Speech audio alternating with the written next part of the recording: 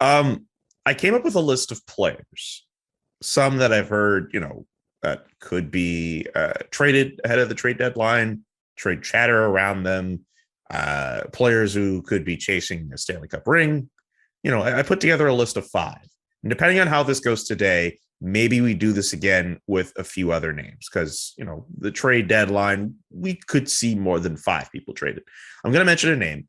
And if you can, just tell me what trade chatter you might have heard about them. Yeah. Are we putting too much in their trade stock? Are we not putting enough trade stock in them? Like, I'm calling this the trading pile. I'm workshopping a title here. So are you cool with that? Is that cool? I know I kind of sprang this on you. Sure. We'll just do it rapid fire because some of them I might not have that much to say.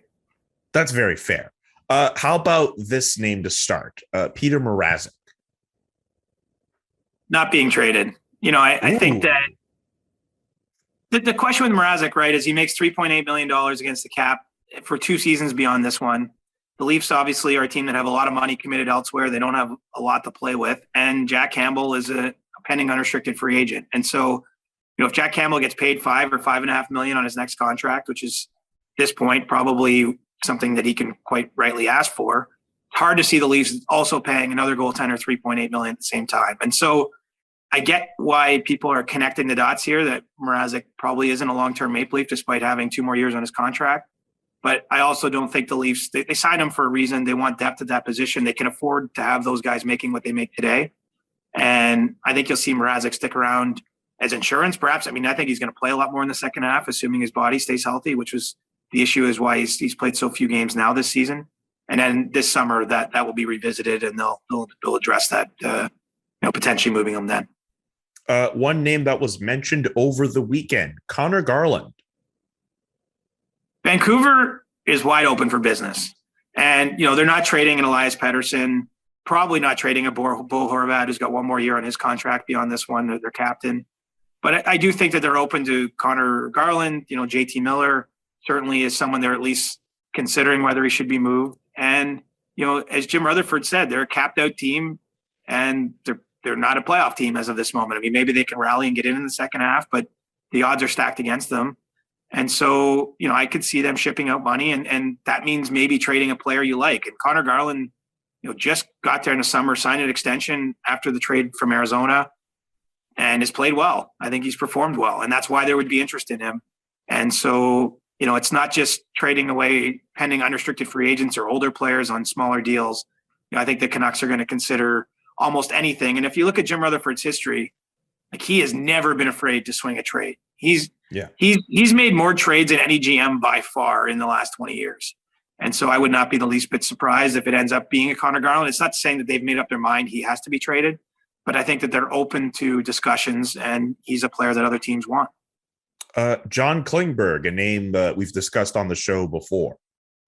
It's cooled off a little with him. And, the Stars have reeled off a nice winning streak here right before the All-Star break. And so maybe that's eased some of the pressure around it or the tension. Certainly I still expect him to be moved just because of how that situation's gone. The contract talks on his extension fell entirely quiet earlier this year. He came out and said he felt a little disrespected or not valued by the organization.